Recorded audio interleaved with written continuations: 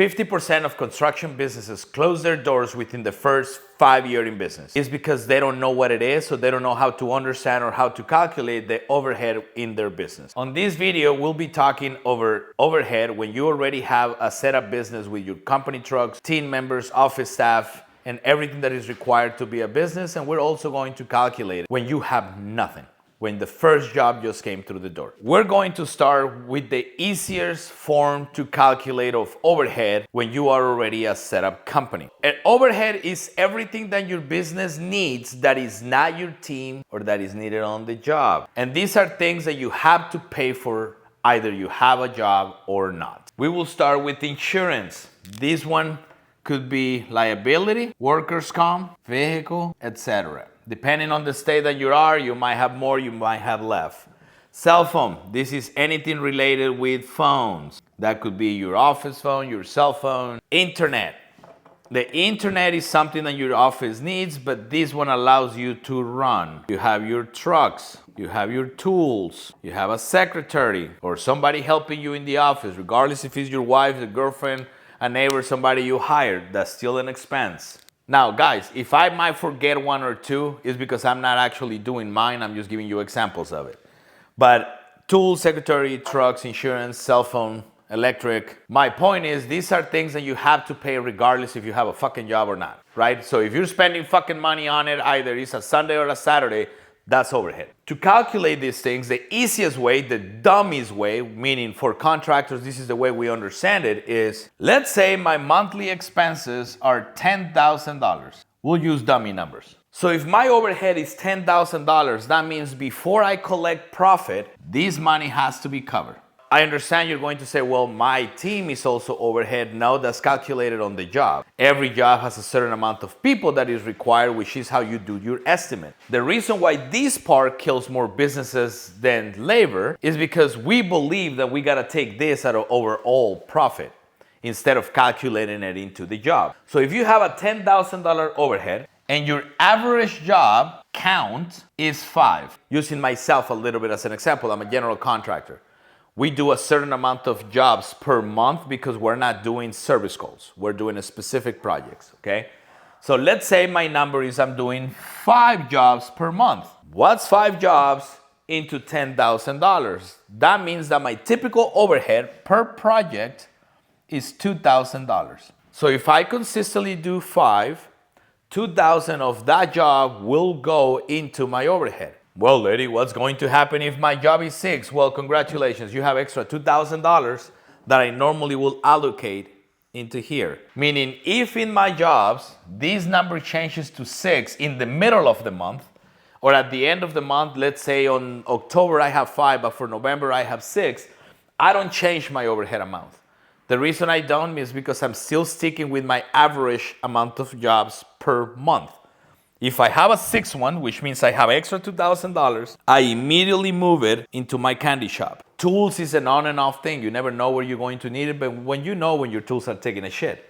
So I normally will use that for that. Now, why is this number important? When you're an established business, one of the first things that you're trying to do is figure out your costs. Why this is a big killer is because if you do a $10,000 job at a 40% profit, that's $4,000.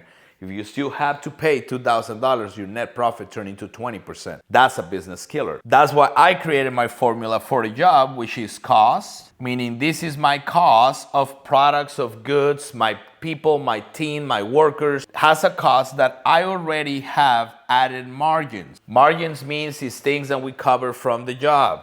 Normally, I add a 20% buffer. Then after I add my buffer, I add my overhead. Then I get to add profit. This will spit out a number that is normally my job price. Once I'm dealing with this, with having a job price, you go into killer number 2 for most construction companies, which is, I believe I'm too high, I should drop the number because Juanito, Pepito, and my neighbor charge so and so and so to do a job. You can't run your business based on somebody else's prices because you don't know what they spend to be in business. We all spend different numbers. Bigger company, bigger overhead. Smaller company should be a smaller overhead. So when I'm competing with my mom and pop shop and I want to take my business to the next level, which is, let's say you're here and you're doing $500,000 in revenue. If you go and compete with the company that instead of doing $500,000, they are doing $100,000 a year of revenue, their overhead is minimum compared to yours. By comparing your price with companies that are just getting started, all you're doing is losing money on the process. When people don't have a formula on how they charge, this is when we go into the cycle of, I feel like I'm working a lot and I'm making jack shit for money. And if you are one of those companies that is $100,000 to $500,000, don't worry, we got you. We're gonna cover you a little bit down the road in this video. So when I created a formula for my business on how I was gonna run it, this is what changed everything. Because now we are not working for every client, we're working for selected clients. Meaning with clients that work with the numbers that we need to charge to not only be compatible, but to stay alive. You have to plan for those things so you don't become, we call them the change order companies. The companies that go in with a $5,000 quote knowing that it's going to take 20 to beat everybody else who beat 20, and then they end up being 25,000 at the end of the project because everything is a change order. This is an overhead of how I calculate it for us that we do longer jobs, that we stay in it for a month. We're not every day doing something different. If you're getting value from this video and this is something that could help your business actually go in the right directions, join our online community for contractors where we have weekly calls, exclusive content, one-on-one opportunities with me. You get to network with other contractors, and then I will be leaving the link for that on the description. Now, this is for contracting. Your jobs take a little longer. I get it. That's not what you do. You're more of a service company. You have guys on the field. You have 2 trucks, 3 trucks with 2 guys on each car, and you're trying to figure out what to charge or where that overhead comes from. So let's start to go into another scenario, which is by the hour. Now, I have talked on videos previously when I said stop charging by the hour, charge by the job. But your overhead can actually get a little crazy when you don't have an average of jobs per month that you can put that into. So if you're a service company and your average is 10 calls a day, that means you have 50 calls a week. That puts you into 200 calls a month. You can just divide it in between all of it. But what happens when you have a slow month, right? So what I created was by the hour charge. So we're gonna use the same scenario. We have a $10,000 overhead. I have 4 team members, and we do jobs are typically 4 hours. Now, the reason I'm using this as a scenario because this will be over 70% of companies doing service across the United States. This is typically what they run with. Now, the 10,000 I might be off, but that's what I used to run it at when I had 4 workers. My typical job was 4 hours. That's about what I was spending at the time. First thing that we have to figure out, workable hours. Meaning if each team member is working 8 hours a day, 40 hours a week, times 4, you have 160 hours per week. Now you gotta do this times the 4 weeks. $640 or hours is what you have per month. By the year, you have 7,680 hours. Now you have an annual workable hours. Then you have a monthly. That will put you at 120,000. Now, if I divide the amount of hours that I have available to the amount of money that I spend every year to run the business, this is not even saving any money doing none of that. This is just a straight. That will put me into $15.6 that I will have to charge to every hour, every workable hour of my team member. Now you say, well, Eddie, that doesn't help me for shit. Well, that's just to calculate what you're spending every hour for each one of those team members. Now, we have 4 guys that are making $40 an hour just with your overhead. Now you gotta charge $55 an hour. Now remember, we had this formula that I wrote before. Cost plus 20 plus overhead plus profit equals job price. So now I'm at $55 an hour. I haven't added the 20%. So now here I have my overhead and my labor costs. Materials always charged separately. So now we need to add a 20% to $55, $70. So now my hour, before I even get to profits, I'm $70. Now I want to add my profit. I want to normally the profit that I use for an hourly rate is the same amount what I agree here, which means he will put my hour at $140. And that's a non-negotiable price. Now, depending on how big you get, what your truck costs, what your overhead is, like I said, depending on the number that you're spending here. If I'm spending $350,000 a year, obviously my number is not 15. So on an hourly rate, now I know that we have workable hours and then we have non-workable hours, meaning from job to job.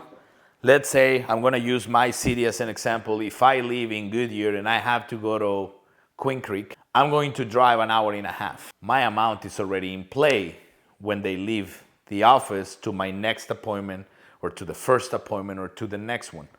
The non-workable hours, I split in between the job I'm going to when I finish and to the job I'm coming up next. If those guys are working 8 hours every day, 140 times 8 times 2, because you have 2 guys on the truck, is what that vehicle with 2 guys should be doing minimum to generate you a profit. That each one of those guys has to generate $11.20 a day. Together in a truck is $22.40 a day. What that does is already covering the fuel for them to get there, their hourly rate, and then now I know that I am making these per day if the day goes well. Now, if you have absolutely no jobs because you just got started, but you wanted to start fancy and you already have an overhead, this means you either just quit your job as a plumber, electrician, general contractor, floor installer, it doesn't matter what it is. You have no jobs because you just quit your job. You said, fed up, fuck this, I'm not making money for somebody else, and for that I congratulate you. You have absolutely no jobs, but you do have a car. Let's say you have a truck. You have some tools that were purchased at other job. You have a cell phone. You started your LLC, which means now you have a CPA that you have to pay, right? You know you're gonna have to do taxes whether you like it or not. If you didn't start an LLC and you started a solo, you are at the highest tax bracket. I would recommend you spend the $250 and get the LLC. You have insurance. Either of these companies will require insurance, okay? You might not be required workers' comp because workers' comp does not cover the owner. That's for when you start having employees. You're gonna have car insurance. Now, you have to be realistic. Yes, you started a company, but a lot of this shit you were already spending on prior to opening the business. The only ones that are new to you was here, here, and here. You already spent gas to go to work. You already had a car insurance. You already have the cell phone because your cheap ass ain't gonna fucking change it. The tools you already bought it, and the truck already came with it because you bought it when you had a job.